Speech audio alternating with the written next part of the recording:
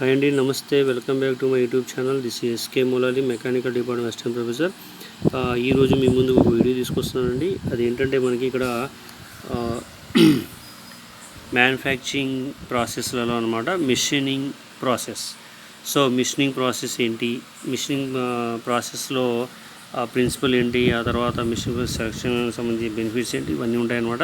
So చూడండి, first was machining process. So machining process అంటే ఏంటో చూద్దాం. So machining is a manufacturing process in which a cutting tool used to remove material from a workpiece to create a desired shape and size. అంటే ఏదైనా ఒక work piece తీసుకొని cutting tool ద్వారా దాన్ని material requirement లేనిది దాన్ని remove చేసి requirement ఉన్న మెటీరియల్ని ఉంచడాన్ని ఏమంటారంటే మిషనింగ్ ప్రాసెస్ అంటారు.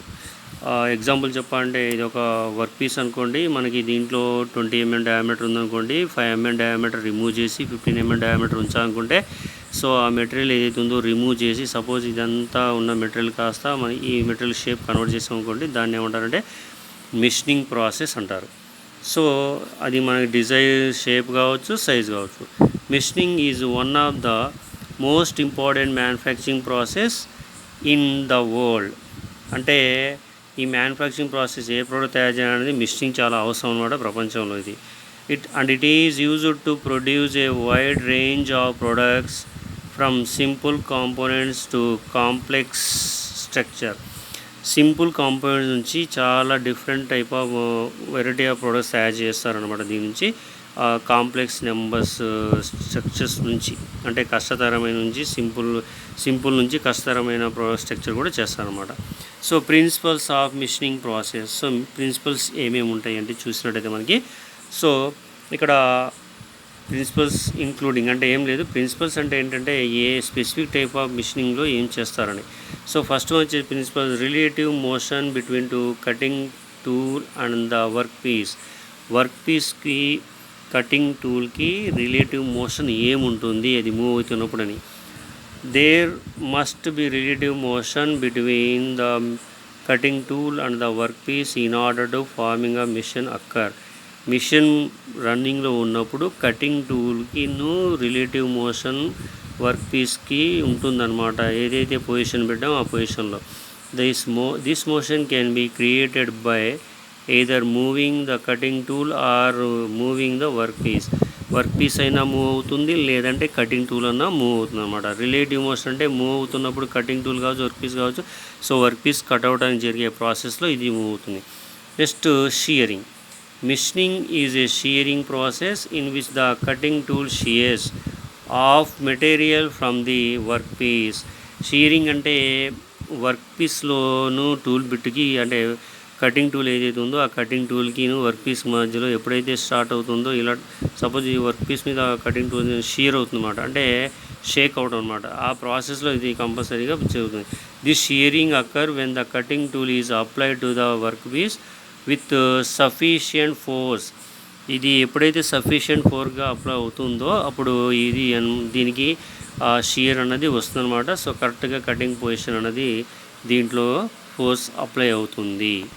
సో నెక్స్ట్ వచ్చేసి చిప్ ఫార్మేషన్ అంటే ఏంటంటే when the metal is removed from the work piece by the cutting tool it forms chip. The size and shape of the chips depend on the number of factors including the type of material being machined, the cutting tool geometry and the machining parameters. అంటే ఏం లేదు, chip formation ఏంటంటే ఎప్పుడైతే work పీస్కి cutting tool bit తగులుతుందో అప్పుడు ఏమవుతుందంటే chip అన్నది form అవుతుంది. అంటే రిమూవ్ చేస్తున్నప్పుడు మెటీరియల్ ముందుకి కదులుతున్నప్పుడు ఏమవుతుందంటే చిప్ ఫార్మ్, అంటే చిన్న చిన్న పీసెస్ ఎగురుతుంది అనమాట. అది దేని మీద ఆధారపడి ఉంటుందంటే కొన్ని ఫ్యాక్టర్స్ ఉంటాయన్నమాట. అది మెటీరియల్ యొక్క మిషన్ బేస్ చేసుకొని కటింగ్ టూల్ జామెంట్రీ, అంటే అది 60 degrees యాంగిల్ ఉందా, లేకపోతే 15 degrees యాంగిల్ ఉందా, 30 degrees యాంగిల్ ఉందా, టూల్ బిట్ సెట్ చేసిన దాన్ని బట్టి అనమాట. And the manufacturing parameters, different type of పారామీటర్ని బేస్ చేసుకొని ఇది ఉంటుంది. నెక్స్ట్ వచ్చేసి factors affecting manufacturing process. So ఏమేమి ఫ్యాక్టర్ కన్సిడర్ చేస్తున్నారు, ఈ కన్సిడర్ చేసే వేస్ చేసుకుని బట్టే ఫ్యాక్టర్ ఎఫెక్టింగ్ ఉంటుందన్నమాట. సో అది చూద్దాం మనం ఇక్కడ. సో ఫస్ట్ వన్ వచ్చేసి టైప్ ఆఫ్ మెటీరియల్ బీయింగ్ మిషన్డ్, ఎటువంటి మెటీరియల్ అనేది మనం మిషనింగ్ చేయాలి. Next cutting tool geometry, cutting tool సంబంధించి జామెట్రీ అంటే ఎటువంటి యాంగిల్ ఉంటుంది. నెక్స్ట్ మిషనింగ్ పారామీటర్స్, ఏ పారామీటర్ బేస్ చేసుకొని మనం మిషనింగ్ ప్రాసెస్ అనేది చేస్తాం. సో చూస్తున్నట్టు ఫస్ట్ మనకి ఇక్కడ the type of material being machined has a significant impact on the machining process. ఏ టైప్ ఆఫ్ మెటీరియల్ మనం కట్ చేస్తున్నామో ఆ మెటీరియల్ కట్ చేసే ఇంపాక్ట్ అనేది మిషన్ ప్రాసెస్ పడుతుంది. Different materials have different properties, ప్రతిదీ ఏ యొక్క మెటీరియల్ ఉందో ఆ మెటీరియల్ యొక్క ప్రాపర్టీ డిఫరెంట్ ఉంటుంది అనమాట. Such as hardness, toughness and ductility, గట్టిగా ఉండొచ్చు లేదా టఫ్గా ఉండొచ్చు, సో సాగే వర్క్ పీస్ ఉండొచ్చు అనమాట. These properties affect the machinability of the material which is a measure how easily the material can be machined. So ఈ ఫ్యాక్టర్స్ ఏంటంటే ఈ ప్రాపర్టీస్ బేస్ చేసుకొని మెటీరియల్ని ఏ విధంగా కట్ చేయగలము, మిషనింగ్ చేయగలమా లేదా అనే దాని గురించి ఎఫెక్ట్ వస్తుందన్నమాట. Next cutting tool geometry. So cutting tool geometry, the geometry of the cutting tool use also significant impact on the machining process. ఈ జామెట్రీ సంబంధించి ఏదైతే ఉందో యాంగిల్స్ బేస్ చేసుకుని కూడా మిషనింగ్ ప్రాసెస్ అనేది ఇంపాక్ట్ అవుతుందన్నమాట. The cutting tool geometry include the factors such as the rake angle, clearance angle and flank angle. అంటే separate angles 60 degrees, 30 degrees, 40 degrees ఉన్నాయి చూస్తారు, ఆ యాంగిల్ బేస్ చేసుకొని కూడా ఈ కటింగ్ టూల్ జామెట్రీ జరుగుతుంది. These factors affect the chip formation process and the surface finish of the workpiece. So ఈ యాంగిల్ని బేస్ చేసుకొని కూడా, అంటే వర్క్ పీస్ కట్ అయ్యేటప్పుడు టూల్కి సమ్ యాంగిల్స్ ఇస్తాం అనమాట. 30 degrees యాంగిల్ అని, 40 degrees కానీ, 60 degrees యాంగిల్ అని, 90 degrees యాంగిల్. ఈ యాంగిల్స్ బేస్ చేసుకొని కూడా కటింగ్ టూల్ అనేది ఆధారపడి ఉంటుంది ఫ్యాక్టర్. మిషనింగ్ పారామీటర్స్ ఏమైతే ఉన్నాయో అవి. So the machining parameters include the cutting speed, feed rate and depth of the cutting. అంటే ఏదైతే స్పీడ్ని మనం ఇస్తామో, తర్వాత ఫీడ్ రేట్ ఇస్తామో, తర్వాత డెప్త్ ఆఫ్ ద కట్ ఇస్తామో దాన్ని బేస్ చేసుకుంటుంది అనమాట. These parameters control the rate at which material is removed from the work piece and the surface finish of the work piece. ఏదైతే ఈ పారామీటర్స్ ఉన్నాయో, స్పీడు, తర్వాత ఫీడ్, తర్వాత డెప్త్ ఆఫ్ కట్, ఇవి మెటీరియల్ రిమూవ్ చేయడానికి work piece మీద finishing surface అనేది ఏర్పడుతుంది అనమాట. సో ఇవి మనకి factor affecting machining process. Machining ఫ్యాక్టరీస్లో ఇవి ఇలా ఉంటాయి అన్నమాట. నెక్స్ట్ వచ్చేసి మనకి types of machining processes. So types of machining ప్రాసెస్లో ఏమేమి ఉంటాయి చూసినట్టయితే మనం ఇక్కడ చూద్దాం. So types of machining process అంటే ఒకే మిషనింగ్ ప్రాసెస్ ఉండదు కాబట్టి దాని different type of machining process ఉంటాయి అన్నమాట.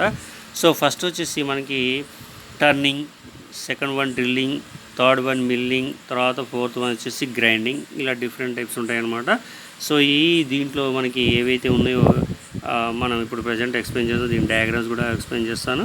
సో చూడండి, ఫస్ట్ వన్ వచ్చేసి turning is a machining process in which a rotating work piece is measured with a single point cutting tool. Single point cutting టూల్తో machining work piece ఏదైతే ఉందో దాన్ని rotate అవుతున్నప్పుడు work piece cut చేసేది ఏదైతే ఉందో దాన్ని టర్నింగ్ అంటారు. Turning can be used to produce a variety of shapes including cylindrical, conical and spherical shapes.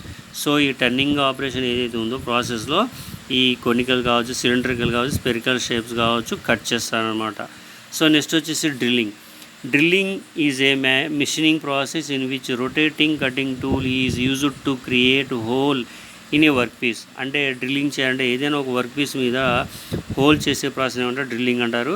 Drilling can be used to produce a variety of hole size and depth. So డెప్త్గా cut చేస్తుంది. దాని తర్వాత whole size అంటే 20 diameter కావచ్చు, 40 diameter కావచ్చు, 10 diameter కావచ్చు.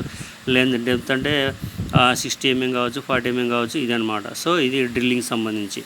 Next milling is a machining process in which rotating cutting tool with multiple teeth is used to remove the material from the work piece. అంటే single point ఏమో turning జరుగుతుంది, ఇక్కడ milling అంటే cutting tools అన్నవి చాలా ఉంటాయి అనమాట. దాన్ని మల్టీ టీత్ అంటారనమాట. ఆ మల్టీ టీత్తో వర్క్ పీస్ని రిమూవ్ చేసే ప్రాసెస్ ఏమంటారంటే మిల్లింగ్ అంటారు. Milling can be used to produce a variety of shapes including flat surface, grooves and slots.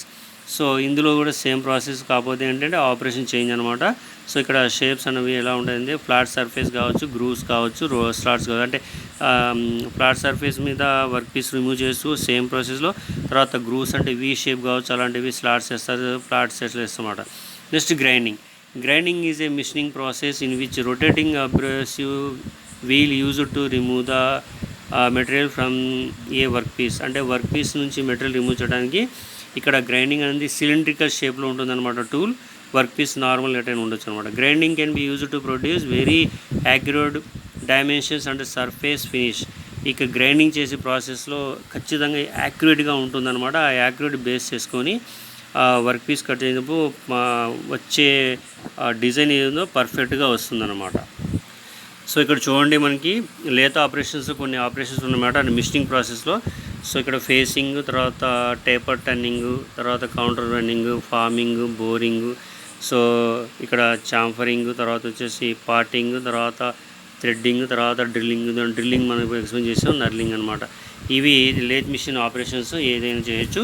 Next వచ్చేసి మనకి applications of machining process. So machining ప్రాసెస్లో ఎక్కడెక్కడ యూజ్ చేస్తారు ఏంటో మనం చూసుకున్నట్టయితే, సో ఫస్ట్ ఇక్కడ చూద్దాం. సో ఫస్ట్ వచ్చేసి automotive parts, second one aerospace parts, third one medical devices, fourth one electronic component, fifth one consumer goods. So ఇవి ఏవైతే ఉన్నాయో అప్లికేషన్స్ అనమాట. సో ఫస్ట్ వన్ ఇక్కడ ఏమేమి ఎక్కడెక్కడ యూజ్ చేస్తారో మనం చూద్దాం. ఆటోమోటివ్ పార్ట్స్ అంటే engine components, transmission components and other automotive parts are common. So automotive పార్ట్స్లో వెహికల్లో మూవ్ అయ్యే పార్ట్స్ ఏవైతే ఉన్నాయో ఆ డిఫరెంట్ పార్ట్స్ ఏవైతే ఉన్నాయో ఇవి మిషనింగ్ ప్రాసెస్ చేయడానికి యూజ్ చేస్తాం. Aerospace parts, aircraft components, spacecraft component and other aerospace parts are commonly మిషన్డ్.